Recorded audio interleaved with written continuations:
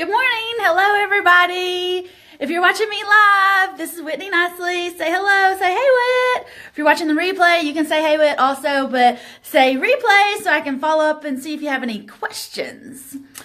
A couple nights ago, Mom and Chloe and I, my brother's wife, Chloe, we all went to Williamswood Castle to learn how to make candles. And to be honest with you, we weren't really there to learn how to make the candles. I mean, we did make the candles, and they're inside. I can show them to you if you want me to. But we mostly went because this event was being held at Williamswood Castle. And I've lived in Knoxville for 33 years. My mom has lived here for more than that. But she had never heard of Williamswood Castle, and I'd never heard of Williamswood Castle. And one of the really cool parts is, it's like right down the street from Tyler and Chloe's new house in South Knoxville, really close to Island Homes, okay? Williamswood Castle. So the deal is with this castle, and we got to go on a house tour while we were letting our candles settle, relax, firm up, whatever it was we were doing with them. And the guy that took us on the tour, his name was Tyler, which is awesome. My brother's name is Tyler.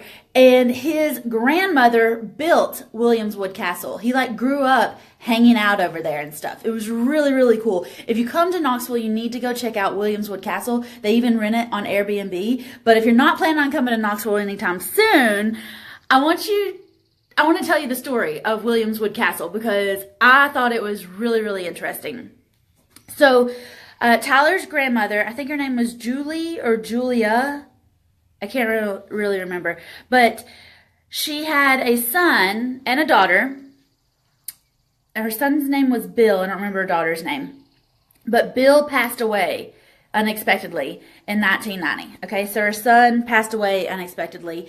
And she had her daughter who had two kids, a son and a daughter, Tyler, who was leading the tour, okay? So Tyler's uncle, Bill, passed away in 1990, and his grandma decided that instead of being sad and moping around, she decided that she was going to start a project. And she was going to put all her time and energy into this project so that, as she was grieving, she was also productive, which I think is really cool. And she was on a hunt. She started looking around Knoxville for not just houses that she could flip, but something that had some serious character to it. And they all lived in East Knoxville and Holston Hills, but what she found was this okay, I'm back. Back again. Okay, so she was looking around Knoxville to try to find a place that she could pour her sadness into, but be productive with it at the same time, right? So she didn't want just a house to flip, and that wasn't popular in 1990 or 1991. So she was looking for something that she could really invest in. And what she found was, in South Knoxville, there's a place called Imes Nature Center, and they've got tons of woods and land, and they've got an old quarry, and they've got hiking trails, and they've got bird exhibits, and Imes Nature Center is really, really cool. IJAMS, Imes Nature Center. And when Julie was looking around for a place to buy, Imes happened to have a chunk of woods on the river that they didn't want anymore. And I don't know that they had it listed for sale or if she just heard through the grapevine that this land was for sale. But the coolest thing, the part about this piece that she ended up buying that she loved the most was that it used to be an old Girl Scout camp. Back in probably the 30s or 40s or a really long time ago, before it was even Imes Nature Center. When it was just South Knoxville and it was just, over the river from downtown Knoxville, it was a Girl Scout camp. And it was like a Girl Scout camp to the, truest definition of camping. They had one building just one concrete floor, concrete block building that was, probably a pretty good size. I'm not good with like size dimensions, but it was a nice big room. And then they had a like shed kind of attached to it. And then the girls would camp out in tents and on cots, and there wasn't bathrooms, and there was just, it was just Girl Scout camp. But when Julie found it, I think Tyler told us that she has 10 acres there, and she bought that concrete building, just a old concrete floor, concrete block building with a shed attached to it, and 10 acres. And what she did was she started adding one room at a time to that main building. And she took that shed out. It made like an L shape. She made that into like this glassed in dining room. And it's beautiful. It's absolutely beautiful now. But over the course of the years, as she was adding on bedrooms and adding on bathrooms and adding on living rooms and adding on and adding on and adding on, she just kept this idea in her head that it needed to be a castle. So as the guys were finishing the outside of it, she told them she wanted it to be a castle. So she's got these rocks stacked up, kind of like bricks. She's got this like tower in the front, and in the top of the tower on the second floor, the only place there's a second floor in this house, there's a princess bedroom up in the top of the tower. It is so cool. And to get to it, there's a hidden passageway behind a bookshelf. You have to move a bookshelf, like slide this bookshelf in the living room, or the Black Dog Pub is what she calls it. She's got a little bar, and she had black labs, just like Abby the Labby. She calls the living room the Black Dog Pub, and there's this bookshelf that pulls out, and there's a hidden passageway, and you go up these little steps, and there's this bright pink bedroom with this little, like, it's not a porch or anything, but you can, like, open a door and see outside from the princess bedroom, and they've got it all dolled up. Little girl dolls and pink bedspreads and pink, and, like, it's just gorgeous. And then you can see, like, you're actually in this, like, spiral tower, and you can see that, like, there's this door, and I should have taken a video over there. It was just incredible. But then you go back down the steps, and you're in the Black Dog Pub, and there's another bedroom, also kind of like an entranceway that goes through the tower right there. And there's a full bath, and there's like this galley kitchen that's a pretty good size. And then the room that used to be the Girl Scout camp, like the mess hall, she's got it in like this big dining room table, and then a little sitting area in front of the fireplace, because that was the only way the girls could keep warm in the mess hall was the fireplace. And the whole thing is decorated with like plaid patterns, and there's a one of those metal guys that the people used to fight in, armor, a suit of armor, as soon as you come in the front door. Also, let me tell you about the front door. So the front door is this archway, which actually came out of the old Young High School, which was an old high school in South Knoxville before they had did Gresham Middle take over Young High School? I don't know. Anyway, but like it came from there. The beams inside that she used to decorate and to make it feel like old and rustic came out of the an old Knoxville packaging plant where they used to like butcher animals, and you can still see where they've got the divots in the top of the beams where they used to hang the meat to let it dry or cure or whatever. And then you go down the steps, and there's this huge master bedroom. I mean, it's huge, and it's 2 stories. She's got a library upstairs, and it's like a library that you could actually like walk around the upstairs part of the bedroom. And the main bedroom is huge. I mean, it's like the same size as my living room at the house. But we were looking around, and Tyler was saying, you know, this came from a Mason's Lodge, and this came from a Catholic church, and he was pointing out these things and those things, and like all these really cool things in this bedroom and where they came from. And, you know, his grandma had gone and salvaged them from old churches when they were building the World's Fair site. And like, she's got this, the stained glass. I gotta tell you about her stained glass.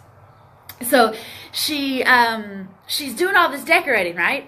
But Tyler and his sister are kind of growing up over at Grandma's castle.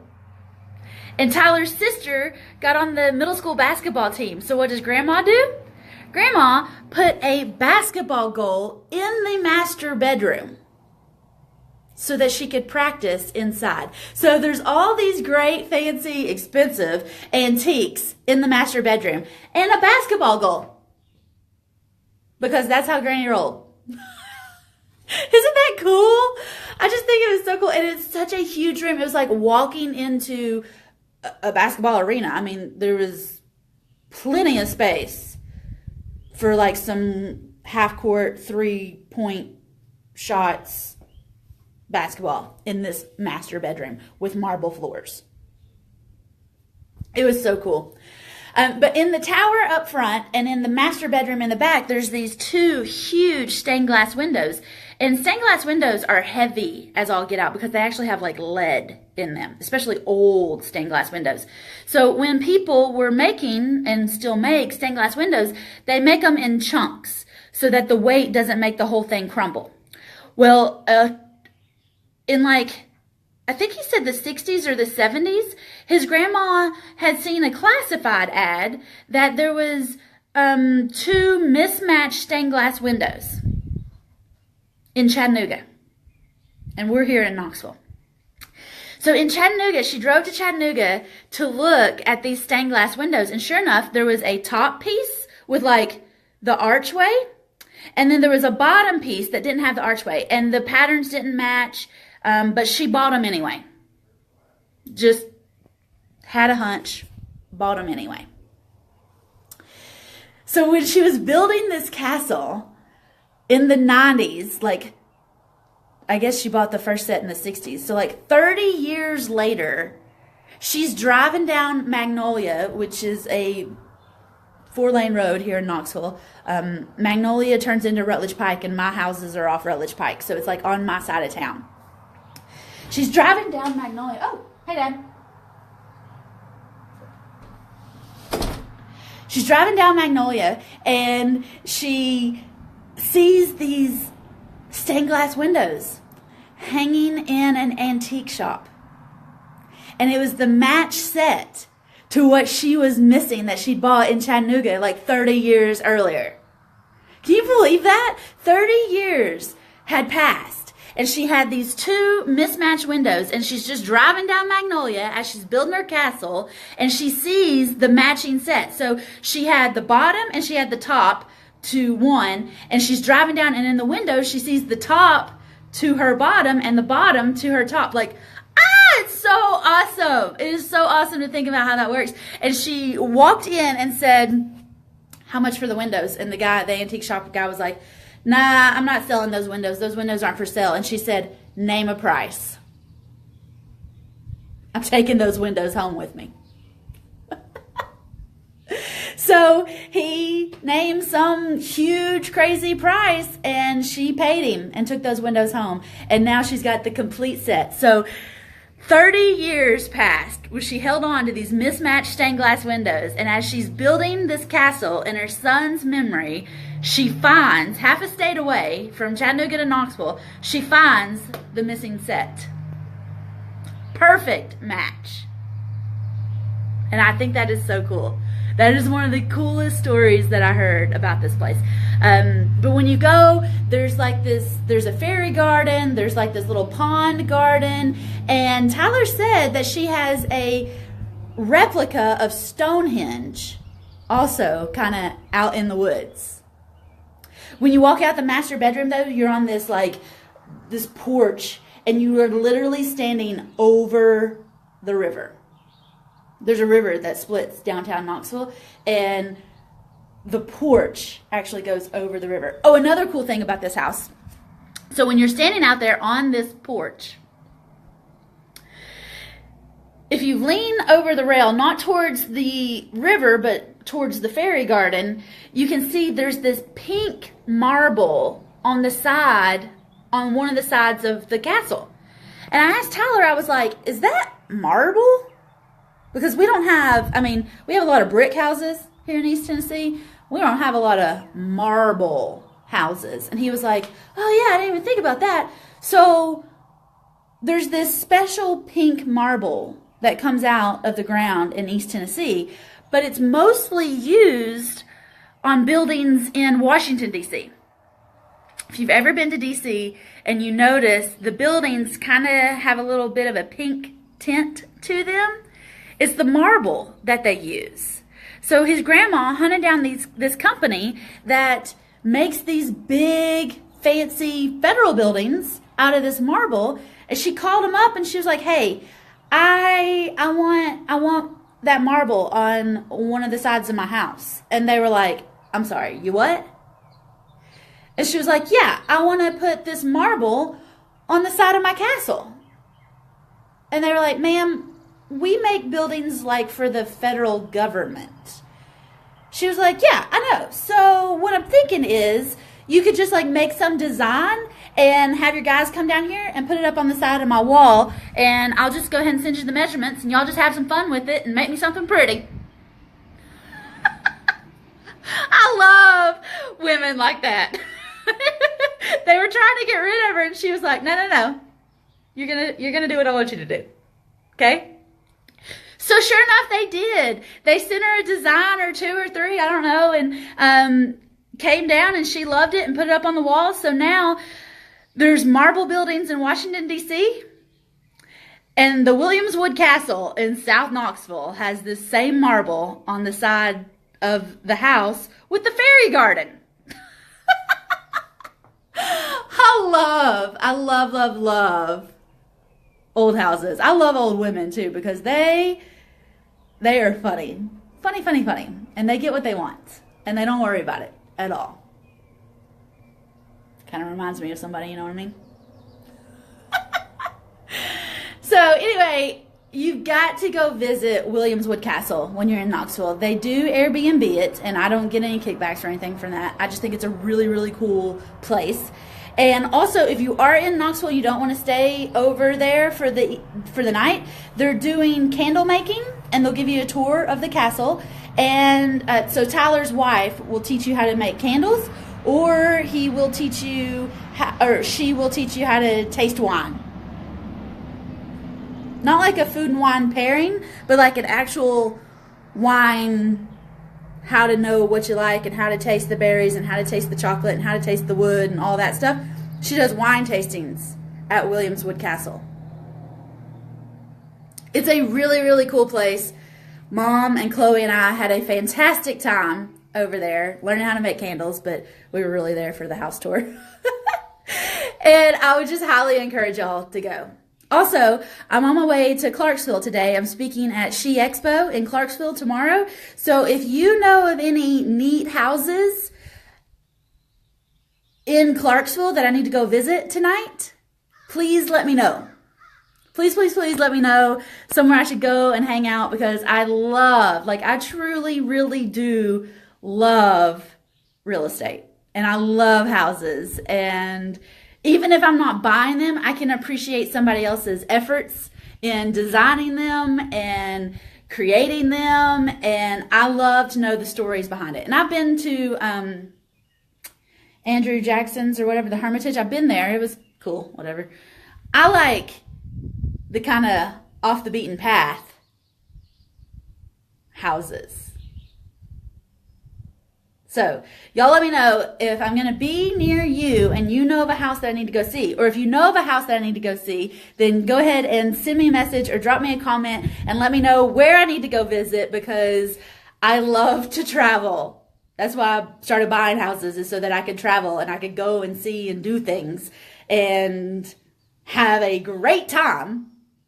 So if you know of a place that I need to go visit, like Biltmore is pretty much Disney World for me because it's just this big old fancy castle in the mountains and I love it. So if you know somewhere that I need to go and visit and explore, send me a message or drop me a comment and let me know, and let me know when you're available to go and show me around. Let's hang out and have some fun, y'all. Bye.